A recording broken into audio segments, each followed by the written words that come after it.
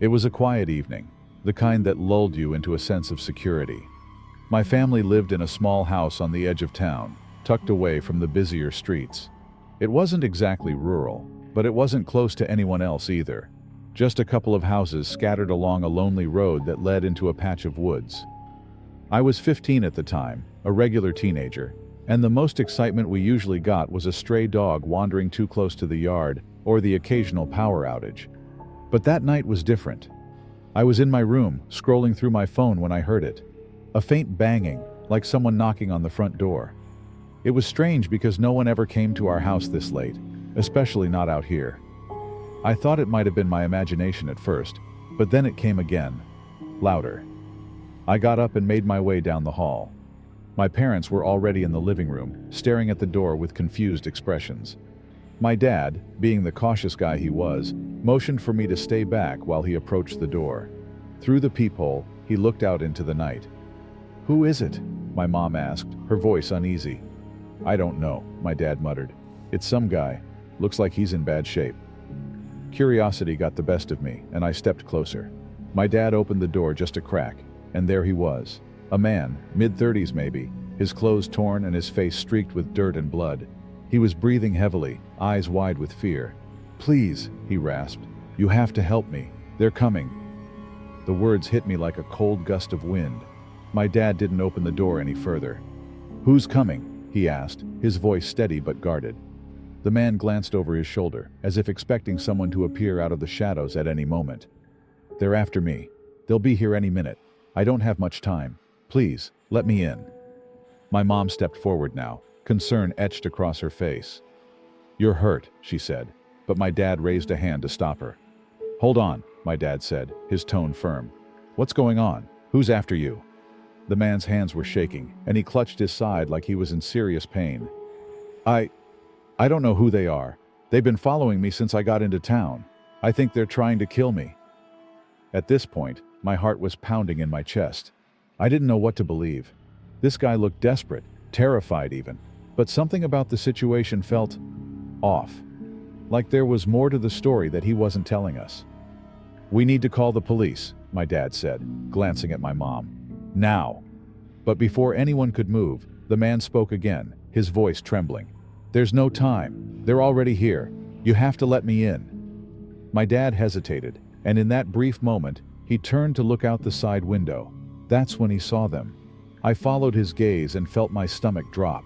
About 50 feet away, in the trees at the edge of our property, I could make out the faint shapes of figures moving through the darkness, slow, deliberate, like they were hunting something, or someone. "Get away from the windows," my dad ordered, his voice suddenly sharp with urgency. "Now!" We all stepped back, and my dad, for the first time, opened the door just enough to pull the man inside. He stumbled in, collapsing onto the floor with a grunt of pain. My mom grabbed a towel and pressed it to his wound, while my dad grabbed the phone to call the police. "Please hurry," my mom whispered into the phone. "There are men outside. They're trying to break in." As we waited for the police, the tension in the room grew unbearable. The man on the floor was gasping, his hands stained with his own blood, and outside, the figures were moving closer. We could hear them now, footsteps crunching on the gravel, low murmurs that sounded like they were discussing their next move. My dad, a former Marine, wasn't the kind of guy to sit back and do nothing. He had a small handgun, an old .38 revolver that he kept locked away for emergencies. This qualified as one. He retrieved it from the safe in his bedroom and stationed himself near the front window, keeping an eye on the men outside. "How many of them?" I asked, my voice shaky. "At least 3, my dad replied, eyes narrowed. "Maybe more." Then it happened. A loud bang echoed through the house, a sound like someone kicking at the back door. My mom gasped, clutching the man on the floor a little tighter. "They're trying to get in," she whispered, panic rising in her voice. My dad moved quickly, stepping to the back of the house and shouting through the door, "Get off my property! The police are on their way!" For a moment, there was silence. Then the men outside started yelling, cursing, demanding that we hand over the man. "He's a dead man," one of them shouted. "You can't hide him." My dad didn't flinch. He fired a warning shot into the air, the loud crack echoing into the night. That bought us a few seconds of quiet, but it didn't last long. The men regrouped, and we heard footsteps circling the house. They were planning something. It was at that moment that we saw the flash of blue and red lights approaching in the distance. The police. Relief washed over me, but it was short-lived. One of the men outside yelled something unintelligible, and before we knew it, there was a sudden rush toward the house, like they were making one final push to break in. My dad fired another shot, this time aiming at the ground near the front steps. The men scattered, but not far. Then, like a miracle, the police arrived, 2 squad cars screeching to a stop at the edge of our driveway. The men who had been stalking our house fled into the woods, but the officers were quick. They chased down 2 of them, handcuffed them right there in our yard. As the police secured the scene, we finally let out a collective breath. The man we had led into our home was taken to the hospital, his injuries more serious than we'd realized.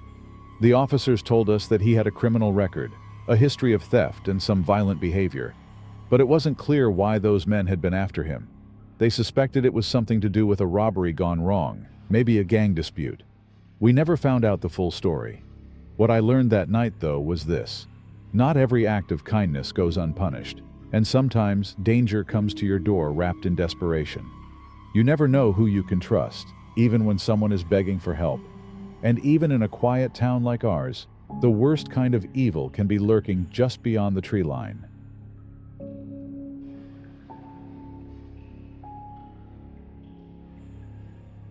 My name is Ethan, and I live in a small, isolated town on the outskirts of Bend, Oregon. It's peaceful out here, no traffic, no noise. Just miles of forest surrounding my little house, with the nearest neighbor being a good 10-minute drive away.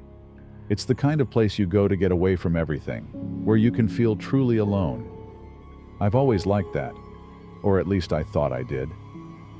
It all started last summer, one of those scorching August afternoons when the air feels heavy and thick. I was sitting on my porch sipping iced tea when I saw him. He came walking up my driveway, looking tired and dusty, his clothes worn from what seemed like a long journey. At first, I didn't think much of it. Maybe he was a hiker who got lost, or someone whose car broke down. People get turned around out here all the time. As he approached, he gave me a wave, a small, polite gesture that immediately made me lower my guard. "Hey, sorry to bother you," he called out, his voice steady and calm. "I've been walking for hours. My car broke down a few miles back. I was wondering if I could use your phone to call a tow." He seemed normal enough. Early 30s, clean-shaven, wearing a simple t-shirt and jeans. Nothing about him screamed danger. And out here, where strangers are rare, you kind of feel obligated to help when someone shows up at your doorstep. So I invited him in. I know, it was stupid. But hindsight's always 20/20ths, right? Inside, he thanked me again, dialing the number for the tow service while I grabbed him a glass of water. "Name's Charlie, by the way," he said, flashing me a friendly smile. I introduced myself, and we exchanged small talk while he waited on hold. The whole situation felt oddly comfortable, despite the fact that there was a stranger in my house. But after a while, something started to feel off. I can't pinpoint the exact moment it changed, but it was like a shift in the air. He'd been on the phone for a long time, too long, and I noticed he wasn't really talking anymore, just holding the phone to his ear, glancing around my living room like he was casing the place. My gut tightened. "Any luck with the tow?" I asked, trying to keep my tone casual. He didn't answer right away. When he finally did, he just hung up the phone, turned to me and smiled. But this time there was something unsettling about that smile. Something wrong. "Tow truck won't be here for hours," he said, still smiling. "Mind if I wait here for a while?" I didn't like the way he was looking at me. His eyes had a kind of intensity, like he was sizing me up. The hair on the back of my neck stood on end, but I didn't want to escalate things, so I nodded, telling myself I was overreacting. "Sure, no problem." We sat there in awkward silence, and that's when I noticed he wasn't tired anymore. His earlier exhaustion had evaporated, replaced by an eerie calm. His gaze lingered on the door, then flickered back to me. My pulse quickened. Something was definitely wrong. That's when it hit me. I'd left my phone on the kitchen counter, out of reach, and Charlie was between me and the only exit. I needed to get control of the situation, fast. "So, "Where exactly did your car break down?" I asked, hoping to buy some time while I thought of a plan. Charlie leaned back in the chair, his eyes narrowing slightly. "Just a few miles down the road. Funny thing though, I didn't see a single other car. No one around. It's real quiet out here, huh?" He paused, letting the words hang in the air. "Real isolated." I swallowed hard, trying to keep my breathing steady. My mind raced. I had a flashlight in the garage and an old hunting knife in the shed, but they were both outside. Getting to either one would mean moving past him. "Yeah," I said, my voice shaky. "It's quiet." Then he stood up, stretching his arms slowly. "You live here alone?" The question was casual, but the way he asked it, like he already knew the answer, sent a chill down my spine. I forced a smile, nodding. "Just me and the trees." He chuckled, a low, unsettling sound. "That's nice. No one to bother you. No one to hear if something goes wrong." That was it. The moment I knew I had to act. This guy wasn't stranded. He was here for something else, something far worse. I stood up quickly, trying to keep my movements calm, and made my way toward the kitchen. I needed to get to the phone, but before I could even take 2 steps, he lunged at me, slamming me against the wall. The force knocked the wind out of me, and for a split second, I was sure it was over. "You don't need to do this," I gasped, struggling against his grip. His face twisted into a cruel grin. "Oh, but I do. See, I need your car. I need your stuff, and I don't need you around to get it." Panic surged through me, but then I remembered something. A way out. During my renovations last year, I'd built a small crawl space behind the bookshelf, mostly for storage. It wasn't obvious, and it was my only chance. With all the strength I could muster, I shoved him hard, catching him off guard just enough to break free. I bolted for the living room, yanking the bookshelf aside and squeezing into the crawl space. I pulled the door shut behind me just as I heard him storming after me. Heart pounding, I held my breath, listening to him search the house. He tore through my belongings, smashing furniture and shouting obscenities. I stayed silent, waiting. Minutes passed. Then, finally, I heard the sound of him leaving. The door slammed, followed by the engine of my car roaring to life. He was gone. It took me another hour to work up the courage to come out of the crawl space. When I did, the house was a wreck, but I was alive. I called the police and they found my car abandoned a few miles down the road, but Charlie was long gone. They told me he was an escaped convict, wanted for multiple violent crimes. I still think about that night, about how normal he seemed at first, how easy it was to let my guard down. And I realized something terrifying. Evil doesn't always come with warning signs. Sometimes, it looks like just another person asking for help. That's what haunts me the most.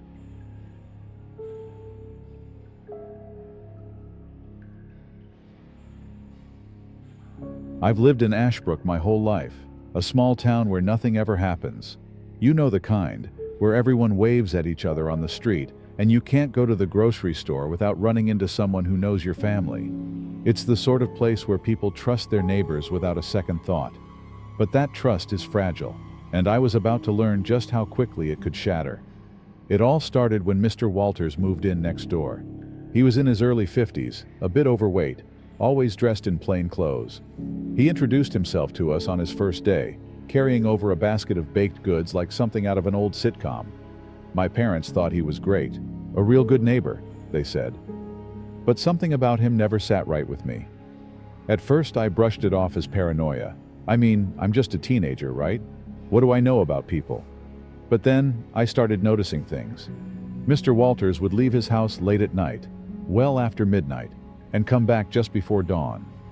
Sometimes he was carrying black trash bags that were oddly heavy, and I could swear I saw him digging around in his backyard with a shovel more than once. The first few times I told myself it wasn't my business. Maybe he was just doing something weird like composting or working late. But the more I watched, the more it ate at me. One night, I woke up to the sound of his truck revving up. It was 3 a.m., and I couldn't resist sneaking a look from my bedroom window. I saw him throwing something large into the bed of his truck, wrapped tightly in a tarp. It looked heavy. He glanced around nervously, like he was afraid someone was watching. That's when I realized he knew I had been watching.